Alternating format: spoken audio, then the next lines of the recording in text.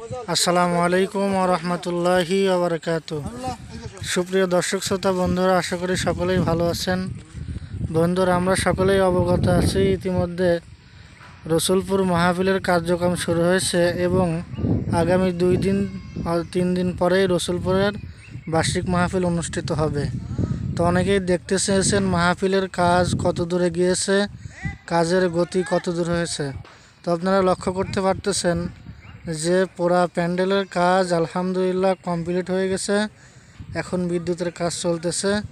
আলহামদুলিল্লাহ পুরা ময়দান এখন সুন্দর লাল নীল চাঁদোয়ার মাধ্যমে দেখা যাচ্ছে, আমাদের নজর কাটতেছে।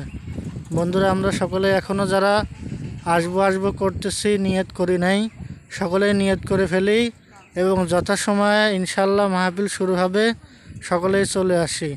আর আসার আগে সকলেই স্বাস্থ্যবিধি মেনে মাস্ক পরিধান করে আসব এবং অতি বৃদ্ধ বা যাদের শ্বাসকষ্ট রয়েছে এমন কোনো মানুষ মাহফিলে আসবো না।